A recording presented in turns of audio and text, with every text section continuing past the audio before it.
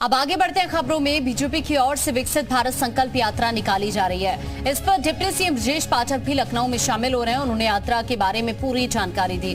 ब्रजेश पाठक ने मदरसे फंडिंग पर ये कहा है कि रिपोर्ट अभी नहीं मिली है, सरकार जीरो टॉलरेंस की नीति पर काम कर रही है।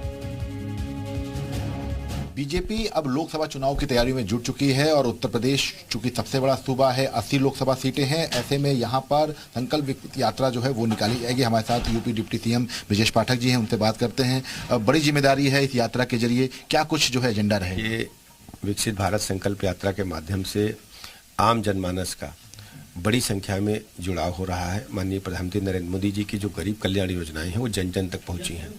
लोगों का भरोसा भारतीय जनता पार्टी पर दिन प्रतिदिन बढ़ रहा है। वोट प्रतिशत में भारी बढ़ोतरी हुई है।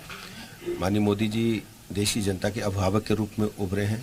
आज हर गरीब आदमी, आम आदमी, महिलाएं, युवा, किसान माननीय मोदी जी को अपने परिवार का सदस्य मानते हैं और सब लोग मानते हैं कि मोदी जी ने उनके जीवन स्तर को ऊपर उठाने में कामयाबी हासिल की है।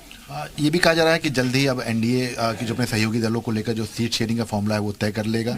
अभी इस बारे में हमारे पास कोई जानकारी नहीं। अच्छा, एक बड़ा सवाल ये है कि आज अम्बेडकर जो है परिनिर्वाण दिवस है, तमाम दल मना रहे हैं, बीजेपी भी है, तो अब इसको लेकर भारतीय जनता पार्टी बाबा साहब भीमराव अम्बेडकर के जो बनाए संविधान है उनको मानती है और देश में सामाजिक समरसता को आगे बढ़ाने का काम करती है।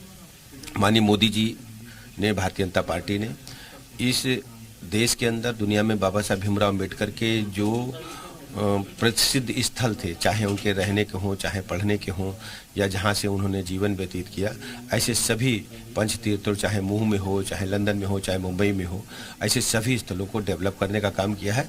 और ये आज़ादी के बाद पहली बार माननीय मोदी जी के नेतृत्व में ही संभव होगा। इससे पहले किसी भी सरकार ने इस बारे में विचार नहीं किया। आखिरी सवाल, चूंकि सरकार ने मदरसों को लेकर फंडिंग के लिए जांच कराई थी, साक्ष्य भी मिल गए हैं एसआईटी को, तो ये कहा जाए कि एक बड़ी कामयाबी है, क्योंकि जो विदेशी फंडिंग थी उसकी भी अभी साक्ष्य हमारे पास तो आए नहीं, आपके पास आए हों तो आप पता करें, लेकिन हमारी सरकार जीरो टॉलरेंस की नीति पर काम कर रही है। कह सकते हैं कि आज तमाम जगहों पर जो है मनाया जा रहा है, उसको लेकर तमाम जो दल हैं वो अम्बेडकर पर अपना उत्तराधिकार जो है साबित करने की कोशिश में लगे हुए हैं। कैमरामैन गिरीश के साथ विशाल लोगवंशी, जी मीडिया, लखनऊ।